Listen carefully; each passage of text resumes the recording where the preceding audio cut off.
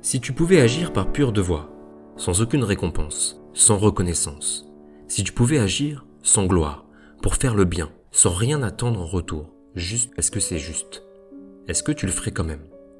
Parce qu'au fond, on agit tous pour quelque chose, pour être aimé, respecté, admiré, pour se sentir utile ou pour ne pas avoir honte. Mais si tout ça disparaissait, est-ce que tu ferais encore le bien? Bienvenue sur Sensei Philo, la chaîne qui t'aide à penser autrement. Agir par pur devoir, c'est une drôle d'expression. Mais pour le philosophe Emmanuel Kant, elle veut dire une chose très simple. Et pourtant, terriblement exigeante. Faire le bien, sans rien attendre en retour. Pas pour être aimé, pas pour être félicité, pas même pour se sentir en paix avec soi-même. Juste parce que c'est juste. Parce que la volonté elle-même est bonne. Kant écrit en 1785 dans Fondation de la métaphysique des mœurs, je cite, « De tout ce qu'il est possible de concevoir dans le monde, et même en général hors du monde, il n'est rien qui puisse sans restriction être tenu pour bon, si ce n'est seulement une volonté bonne. » Et il ajoute, « Il n'est besoin ni de science, ni de philosophie pour savoir ce qu'on a à faire, pour être honnête et bon. » Mais en réalité, on agit tous pour quelque chose. Même quand on croit faire le bien, il y a souvent une petite récompense cachée derrière. Parfois c'est la reconnaissance, parfois c'est l'amour, parfois c'est simplement le plaisir de se sentir une bonne personne. Et c'est là que Kant vient nous bousculer. Parce que pour lui, une action n'a de valeur morale que si elle est accomplie par devoir, c'est-à-dire sans aucun calcul, sans aucun intérêt. Imagine le petit épicier du quartier, un commerçant honnête, poli, très apprécié. Il rend toujours la monnaie juste, il ne vole personne. Tout le monde pense que c'est un homme moral. Mais Kant pose une question simple. Et s'il agissait ainsi seulement pour garder une bonne réputation? Dans ce cas, son geste est légal, il est utile, respectable, mais il n'a pas de valeur morale, parce qu'il n'agit pas par respect du devoir, mais par intérêt personnel. Emmanuel Kant écrit, je cite, « Il est conforme au devoir que le petit commerçant ne fasse pas payer ses marchandises un prix exorbitant à ses acheteurs inexpérimentés. Mais cela seul est insuffisant pour croire qu'en cela le marchand a procédé par devoir. Son intérêt l'exigeait. » Kant distingue deux types d'actions. Tout d'abord l'action conforme au devoir. Je fais ce qu'il faut, mais pour une raison extérieure, par intérêt, par peur, par habitude. À cela, il distingue l'action par devoir. Je fais ce qu'il faut uniquement par respect pour la loi morale, parce que c'est juste en soi. Et la différence entre les deux, elle change tout. Par exemple, tu aides une amie à réviser, mais au fond, tu espères qu'elle te le revaudra. Tu donnes une pièce à un sans-abri, surtout pour ne pas te sentir coupable. Ces gestes sont bons, oui, mais pour Kant, ils ne sont pas moraux. Parce que la vraie morale commence quand tu fais le bien sans rien attendre. Quand tu fais ce qu'il faut, même quand personne ne te regarde. Et c'est là que Kant bouleverse toute la philosophie morale avant lui. Avant Kant, on jugeait surtout les conséquences d'une action. Est-ce qu'elle fait du bien? Est-ce qu'elle rend les gens heureux? C'est ce qu'on appelle une morale conséquentialiste. Mais Kant, lui, tourne le dos à cette idée. Pour lui, la valeur morale ne dépend ni du résultat, ni du bonheur qu'elle produit. Elle dépend de l'intention. Ce n'est pas la conséquence qui compte, mais la raison pour laquelle tu agis. Et c'est cette intention, pure et désintéressée, qui fait la différence entre agir conformément au devoir et agir par devoir. Dans Demon Slayer, Tanjiro agit souvent par amour. Il protège sa sœur, il aide les autres, parce qu'il est profondément bon. Mais il y a un moment différent, plus rare, celui où il pleure pour un démon qu'il vient de vaincre. Après un combat acharné contre Daki et Jotaro, 6e lune supérieure, Tanjiro s'agenouille, empêche le frère, qui s'apprête à disparaître, de dire du mal de sa sœur, et il prie pour eux. Il ne le fait pas pour être connu, ni pour se sentir vertueux, mais parce qu'il voit encore en eux une part d'humanité. À ce moment-là, il agit par pur devoir moral, comme si la compassion devait s'appliquer à tous les êtres, même les plus perdus. Ce geste-là, pour Emmanuel Kant, aurait une vraie valeur morale, parce qu'il n'obéit à aucune récompense, seulement à une exigence intérieure de justice et de respect. Faire le bien, quand c'est facile, quand on y gagne quelque chose, c'est humain. Mais faire le bien quand on n'a rien à y gagner, quand personne ne le verra, c'est autre chose. C'est là que commence la morale. Et c'est peut-être pour ça que Kant nous interpelle. Il ne nous dit pas comment être gentil. Il nous demande jusqu'où on est prêt à aller pour faire le bien, même quand ça ne sert à rien. Kant écrit, dans les fondements de la métaphysique des mœurs, « Agis uniquement d'après la maxime qui fait que tu puisses vouloir en même temps qu'elle devienne une loi universelle. » Autrement dit, n'agis que d'une façon que tu pourrais souhaiter universelle. Si tu mens, veux-tu d'un monde où tout le monde ment? Non. Alors ne mens pas. Si tu aides, veux-tu d'un monde où tout le monde aide? Oui. Alors aide. Sur le papier, c'est limpide, mais dans la vraie vie, c'est tout sauf simple. Parce que mentir, parfois, c'est humain. Qui n'a jamais menti pour ne pas blesser? Non, t'inquiète, ça te va très bien.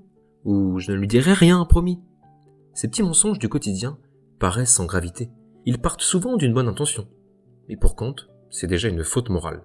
Parce que le mensonge détruit la confiance. Et sans confiance, plus de morale possible. Il écrit dans l'ouvrage de l'un prétendu droit de mentir par humanité, en 1797, je cite, « Le mensonge, si inoffensif qu'il puisse paraître, est une violation du devoir de l'homme envers lui-même, et encore plus envers autrui. » Et dans ses leçons d'éthique, Kant va encore plus loin. Il dit, je cite, « Le mensonge, quelles que soient les intentions de celui qui l'exerce, n'en demeure pas moins quelque chose de vil en soi, parce qu'il est mauvais dans sa forme même. » Autrement dit, même quand tu mens pour protéger, tu trahis déjà la loi morale. Car pour Kant, ce n'est pas la conséquence qui rend un acte bon ou mauvais, mais sa forme morale elle-même. Et cette rigueur, elle a fait débat. Un philosophe de son époque, Benjamin Constant, le défie. Il imagine une situation extrême. Un tueur frappe à ta porte. Il te demande où se cache ton ami pour le tuer. Tu sais où il est, mais si tu dis la vérité, il meurt. Si tu mens, tu le sauves. Que fais-tu? Benjamin Constant soutient qu'ici, le mensonge est un devoir d'humanité. Mentir, c'est sauver une vie. Mais Kant refuse, froidement. Il répondra à Constant que dire la vérité est un devoir, mais ce devoir ne doit pas être limité par des considérations d'utilité. Même ici, tu dois dire la vérité, parce que si tu mens, tu deviens responsable de tout ce qui découle de ce mensonge. Et surtout, tu renonces à ce qui fait ta dignité, le respect du devoir universel. Revenons à notre histoire de tueur qui frappe à ta porte et qui veut tuer ton ami. Imagine que tu mens, comme préconise Benjamin Constant, que tu dis que ton ami n'est pas là, et qu'au même moment, ton ami essaie de s'enfuir par la fenêtre. Le tueur, si tu lui avais dit la vérité, serait rentré chez toi. Ton ami aurait eu le temps de s'enfuir. Là, avec ton mensonge, il y a de grandes chances que le tueur voit ton ami se faire la malle. Tu ne pourras que te sentir responsable de ce qui a découlé de ton mensonge. C'est dur à accepter. Mais pour Kant, le courage moral, c'est justement ça. Faire ce qu'il faut, même quand tout pousse à faire autrement. Et là, on comprend pourquoi ce n'est pas seulement une question de vérité ou de mensonge. C'est une question de liberté intérieure. Dans Dragon Ball Z, Son Gohan incarne cette idée à la perfection. Adolescent réticent à se battre, il doit pourtant agir face à Cell, qui s'apprête à détruire la Terre. Il n'agit pas pour être admiré ni pour prouver sa force. Il doit agir par devoir, parce qu'il sait qu'il est le seul à pouvoir sauver les autres. À ce moment-là, il ne suit ni l'ordre de son père, ni la peur, ni la colère. Il suit sa propre loi morale. C'est ce que Kant appelle l'autonomie morale. Obéir non pas à la peur ou à l'intérêt, mais à une loi intérieure, celle qu'on se donne librement parce qu'on la reconnaît juste. Quand Gohan se décide enfin à libérer toute sa puissance, il ne se bat pas contre le mal, il se bat pour le bien, sans attendre de récompense. Et ça, pour Kant, c'est la vraie liberté. Et à l'inverse, regarde Light Yagami dans Death Note. C'est un lycéen surdoué, calme, brillant, presque parfait. Un jour, il trouve un cahier tombé du ciel, le Death Note. Un simple nom écrit à l'encre, et la personne meurt. Au début, Light croit bien faire. Il veut punir les criminels, purifier le monde du mal. Il se dit, si je peux rendre le monde meilleur, alors je dois le faire. Mais très vite, ce devoir moral devient un pouvoir divin. Il commence à mentir, à manipuler, à tuer ceux qui doutent de lui. Et plus il s'éloigne de la vérité, plus il se persuade qu'il agit pour le bien. C'est là que la question du titre prend tout son sens. Ferais-tu le bien si personne ne te regardait? Light, lui, ne le peut plus. Il agit pour être vu. Il agit pour être craint et adoré. Il veut être le témoin de sa propre vertu, le juge et le Dieu à la fois. Kant dirait que Light agit conformément à ce qu'il croit juste, mais jamais par devoir. Il transforme le bien en calcul, le devoir en instrument. Et dès qu'on commence à mentir, pour la bonne cause, on finit par tout justifier. Dans la logique d'Emmanuel Kant, Light est l'exemple parfait de ce qu'il faut fuir. Celui qui croit pouvoir décider seul du bien universel, sans se soumettre à la loi morale, celle qui nous dépasse. Et nous, on n'est pas si loin de Light, parfois. Quand on ment pour protéger, quand on cache la vérité pour ne pas faire de mal.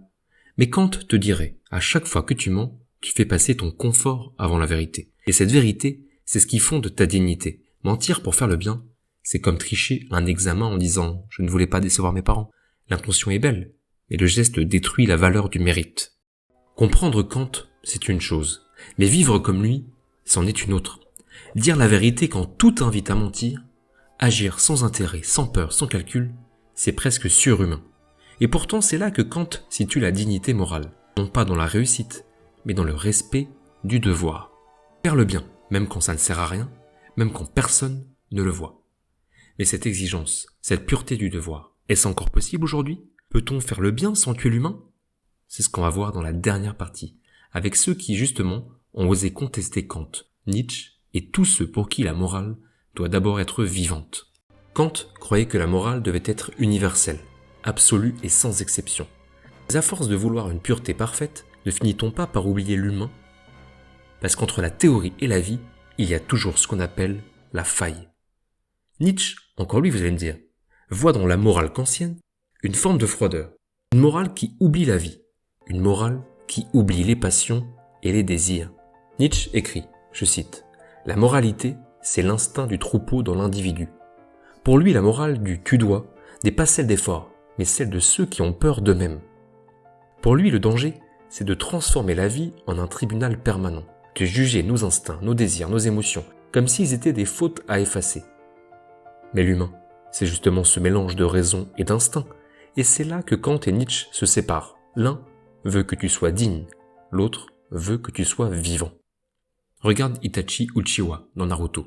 C'est un jeune prodige, un frère aimant et un soldat loyal. Et pourtant, il a commis l'impensable. Il a massacré tout son clan, ses amis, ses parents, pour sauver son village. Personne ne saura la vérité. Pour le monde, il restera un traître, un monstre. Mais dans l'ombre, il aura tout fait par devoir. Aux yeux de Kant, Itachi incarne le devoir moral dans sa forme la plus pure et la plus terrible. Agir sans intérêt, sans récompense, sans témoin. Faire le bien même si tout le monde te croit mauvais. Faire ce qui est juste, même quand cela détruit tout ce que tu aimes. Mais à quel prix? Il a tout perdu, Itachi. Son clan, son nom, sa place parmi les siens. Il est devenu celui que tout le monde déteste pour protéger ceux qu'il aime. C'est le paradoxe du devoir moral poussé à l'extrême. Agir pour le bien au point de sauver toute humanité. Kant dirait qu'Itachi est juste, mais l'homme, lui, est brisé. Et c'est là que la question posée au début revient, comme un écho. Ferais-tu le bien sans témoin? Itachi, lui, l'a fait. Mais ce bien sans regard, sans reconnaissance, devient un fardeau que seul un être inhumain peut porter. Peut-être est-ce là le drame du kantisme. Le bien absolu ne laisse plus de place au bonheur. Tu es juste, mais condamné à la solitude. Tu sauves le monde, mais tu perds ton âme. C'est ce que Nietzsche reproche à Kant. Il veut faire du bien sans joie, du bien sans passion. Mais peut-on vraiment être moral si on ne sent plus rien? Spinoza disait déjà, la béatitude n'est pas la récompense de la vertu, mais la vertu elle-même. Autrement dit, la joie n'est pas ce qu'on obtient après avoir été juste, c'est ce qu'on ressent quand on l'est vraiment.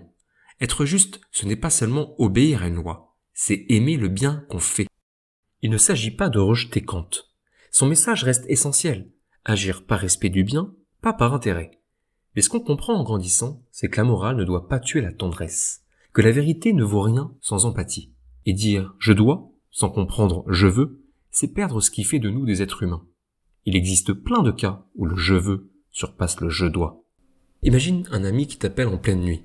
Tu es épuisé. T'as un examen le lendemain, tu pourrais dire non, par devoir, envers toi-même. Mais tu sens qu'il a besoin d'aide, vraiment. Alors tu y vas. Pas parce que tu dois, mais parce que tu veux être là, humainement. Imagine maintenant un collègue qui a fait une erreur. Tu pourrais le dénoncer. Ce serait juste, conforme au devoir. Mais humainement, tu vas choisir de parler avec lui. Imagine aussi un parent face à son enfant. Il pourrait dire « je te punis parce que c'est juste ». Parfois, il choisit de parler, d'expliquer et d'écouter. Pas par faiblesse, mais parce qu'il sait que la compréhension peut être plus éducative que la sanction. C'est ce moment-là, fragile et humain, où le devoir rencontre la compassion. C'est là que la morale devient vivante, ni rigide, ni lâche, mais simplement humaine. Alors, si tu devais agir par pur devoir moral, le ferais-tu? Kant dirait oui, sans hésiter. Nietzsche répondrait non, vis d'abord. Et toi, est-ce que tu choisirais d'être parfaitement juste, au risque de ne plus vraiment être humain? Peut-être que la vraie morale, ce n'est pas celle qui nous rend purs, mais celle qui nous rend vivants. Si tu devais choisir entre la vérité kantienne et la liberté nietzschéenne, tu prendrais laquelle? Dis-le moi en commentaire. Et abonne-toi si tu veux continuer à réfléchir sur ce genre de dilemme, entre philosophie et animé. C'était Marc-Antoine, professeur à l'éducation nationale, alias Sensei Philo. À très vite.